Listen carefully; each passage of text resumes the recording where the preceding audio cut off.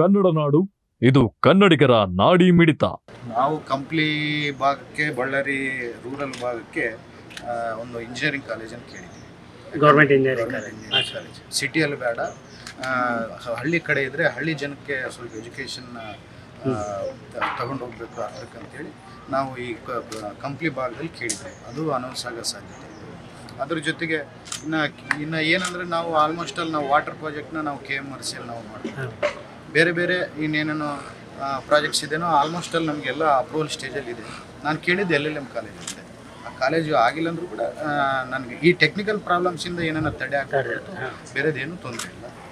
ಆಮೇಲೆ ಅದು shifting of sub register office ತಾವೆಲ್ಲ ಹೋಗಿ ಒಂದ್ಸರಿ ಹೋದ್ರಿ ಎಲ್ಲ ಮಾಡಿದ್ರೆ ಅದು ಯಾಕೆ ಆಗ್ತಾ ಇಲ್ಲ ಸರ್? ಇವತ್ತಿಗೂ ನೋಡಿದ್ರೆ ತಾವು ಬಂದಾಗೆ ನೋಡಿದ್ರೆ ಏನು ವೆಹಿಕಲ್ಸ್ ಇತ್ತು, ಯಾಕೆ ತೊಂದರೆ ಆಗ್ತಿಲ್ಲ? ಇಲ್ಲ, ನಾವು why can't you shift that office?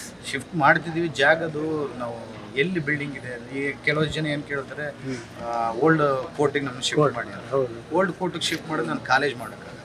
ಇಲ್ಲಿ ಆಗಲ್ವಾ ಹಳೆ ತಹಸೀಲ್ ಆಫೀಸ್? ಅದು ಅಷ್ಟು ಸಫಿಸ್ಟಿಕೇಟೆಡ್ ಆಗಿ ಇಲ್ಲ.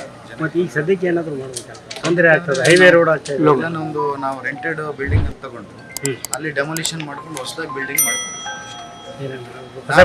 ನಾನು ಡಿಸ್ಟ್ರಿಕ್ಟ್ ರಿಜಿಸ್ಟರ್ ಶಿಫ್ಟ್ ಮಾಡ್ಬೇಕಂತಿಲ್ಲ. ಅಲ್ಲಿ ಸಬ್ ರಿಜಿಸ್ಟರ್ ಆಫೀಸ್ ನಾನು ಕೇಳ್ತಾ ಇದ್ದೀನಿ ಪರ್ಟಿಕ್ಯುಲರ್ ಅಬೌಟ್ ಸಬ್ ರಿಜಿಸ್ಟರ್. ಈ ಬಡ್ಜೆಟ್ ಆದ್ಮೇಲೆ ನಿಮ್ಮನ್ನೆಲ್ಲ ಕರೆಸ್ಕೊಂಡು ಅದನ್ನ ಯಾವ ಥರ ಮಾಡಿದ್ರೆ ಎಲ್ಲಿಟ್ಟರೆ ಜನಕ್ಕೆ ಅನುಕೂಲ ಆಗುತ್ತೆ ಅಂತೇಳಿ ತಮ್ಮನ್ನೆಲ್ಲ ಸಜೆಷನ್ ನಾವು ಮಾಡ್ತೀವಿ. ನೀವಿನ್ನು ಕನ್ನಡ ನಾಡು ವಾಹಿನಿಯನ್ನ ಸಬ್ಸ್ಕ್ರೈಬ್ ಮಾಡಿಕೊಂಡಿಲ್ವಾ? ಈಗಲೇ ಸಬ್ಸ್ಕ್ರೈಬ್ ಮಾಡಿ, ಬೆಲ್ ಐಕಾನ್ ಅನ್ನ ಒತ್ತಿ ನೋಟಿಫಿಕೇಶನ್ಗಳನ್ನ ಪಡೆಯಿರಿ.